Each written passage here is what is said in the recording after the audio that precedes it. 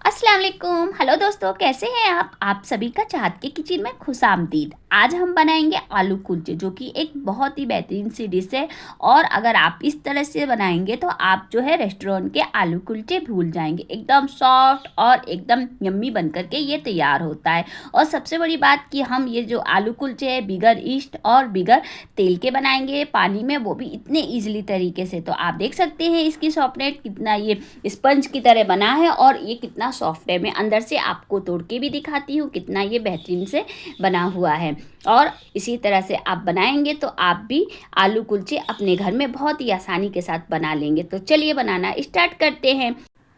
अब हम एक बर्तन लेंगे और उसमें डालेंगे आधा किलो मैदा। आधा किलो मैदा डालने के बाद अब हम इसमें डाल देते हैं 1 टीस्पून नमक। नमक डालने के बाद अब हम इसमें डाल देते हैं 4 चम्मच चीनी। याद रखिएगा कि चीनी का जब हम यूज करें तो मैंने इसमें साबुत चीनी डाला है। अगर आप चाहें तो इसको ग्राइंडर में ग्राइंड करके भी डाल सकते हैं। अब हम इन तीनों चीज़ों को अच्छी तरह से मिक्स करेंगे। तकरीबन हमारा जो है मिक्स करने में 1 से 1.5 मिनट का टाइम लगेगा और ये सब चीज़ें अच्छी तरह से मिक्स हो जाएंगी।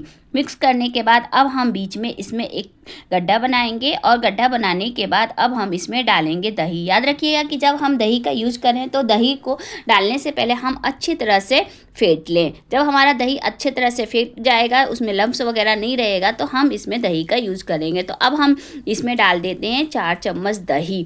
दही जो है आप देख सकते हैं कि मैंने एकदम अच्छी तरह से फेंटा है। आप भी इसी तरह से फेंट करके यूज करें। तो मैंने अब 4 चम्मच इसमें दही डाल दिया है। और दही डालने के बाद अब हम इसमें डाल देते हैं आधा टीस्पून बेकिंग पाउडर।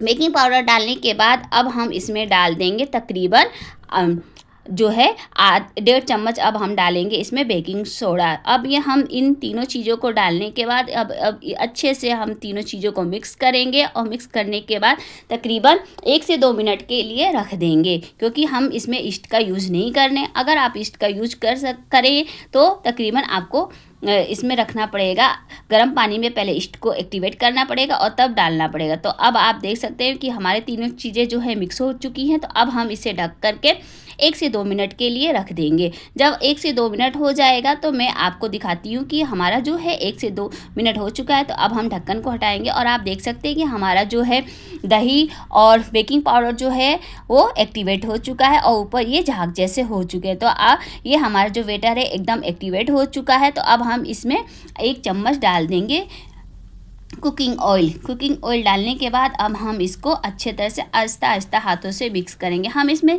ज़्यादा तेल का यूज़ नहीं करेंगे, नहीं तो हमारे जो कुलचे हैं वो सॉफ्ट की वजह क्रंची हो जाएंगे। इसीलिए हम इसमें ज़्यादा नहीं डालेंगे, तो ये खस्ता हो जाएगा। अब हम आहिस्ता आहिस्ता हाथों से इस तरह से मिक्स करेंगे और हमारा जो पानी है तो हम रूम टेम्परेचर पे लेंगे और इस तरह से हल्का हल्का हाथों में लेते हुए हम पानी डालेंगे और अच्छा सॉफ्ट डो तैयार करेंगे। क्योंकि अगर हमने एक बार में सारा पानी डाल दिया तो हमारा जो डो है वो लिक्विड हो जाएगा या पतला हो जाएगा। तो इसलिए हम थोड़ा थोड़ा पानी डालते हुए आहिस्ता आहिस्ता हाथों से हम इस तरह से एक डो तैयार कर लेंगे। और जब हमारा डो सारा आटा एक जगह इकट्ठा हो जाएगा तो आप देखेंगे कि हमारा जो आटा है हाथों में चिपक रहा है।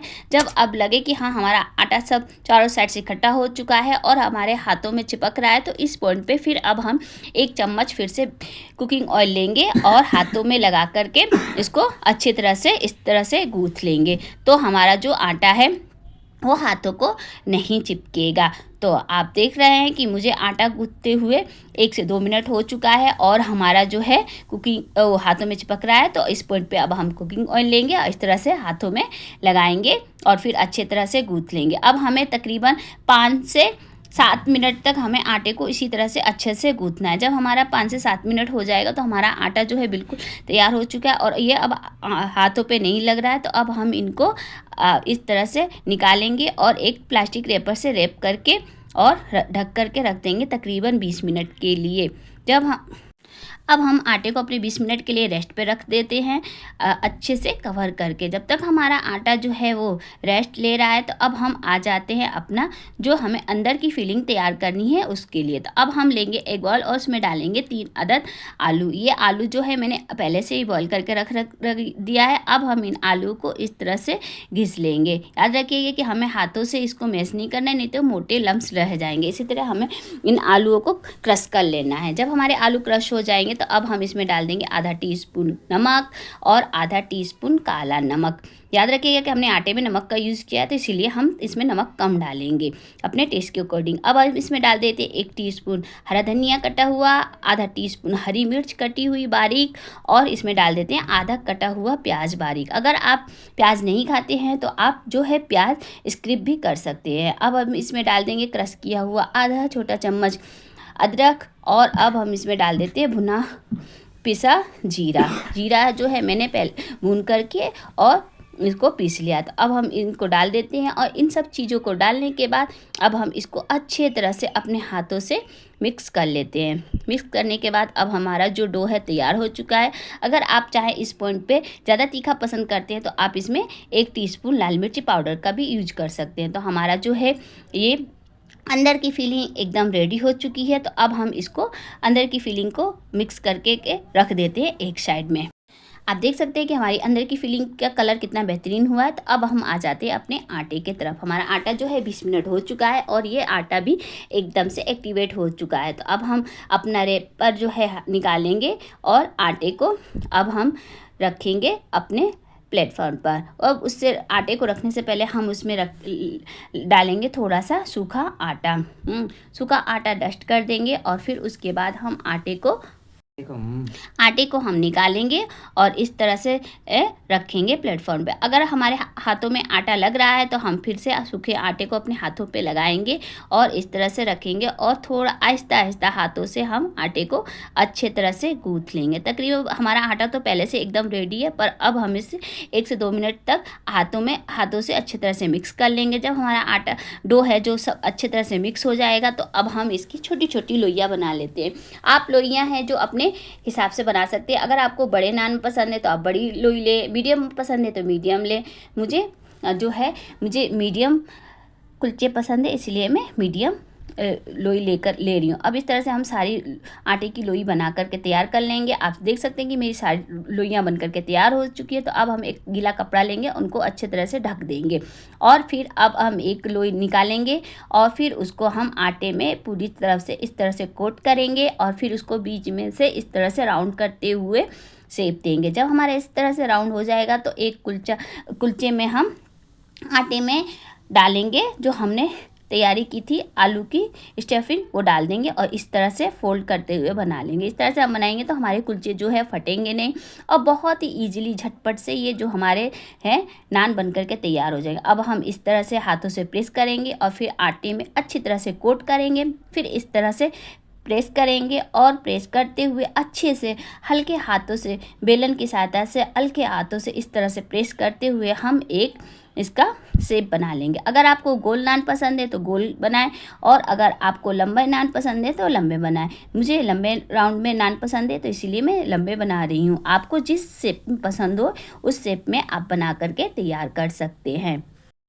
अब हमारे नान जो है बन करके तैयार हो चुके हैं। तो अब हम इसमें काले तिल थोड़े से और थोड़े से कटा हुआ धनिया डालेंगे और डाल करके फिर हम बेलन से हल्का आहिस्ता हाथों से इस तरह से प्रेस कर देंगे ताकि हमारे जो ये दोनों चीज़ें अच्छी तरह से चिपक जाए। आप देख सकते हैं कितना ईजिली और झटपट से ये बन गया और ये फटा भी नहीं। तो आप इसी तरह हल्के हल्के हाथों से आप कुलचे बना करके तैयार कर सकते हैं। यकीन जानिए कि जब आप इस तरह से बनाएंगे तो कुलचे इतने बेहतरीन और इतनी आसानी के साथ झटपट से बन करके तैयार हो जाएंगे। आप देख रहे हैं इसकी कितना बेहतरीन से ये लुक आया है। इसी तरह से आप सारे कुलचे बना करके रेडी कर लें। जब तक हमारे कुलचे तैयार हो चुके हैं तो अब हम आ जाते हैं अपनी आगे की तैयारी पे। अब एक फ्राई पैन लेंगे और उसको हम पहले से 2 से 3 मिनट उसको हीट करेंगे। जब अच्छे से हीट हो जाएगा तो अब हम उसमें डाल देंगे आधा कप पानी।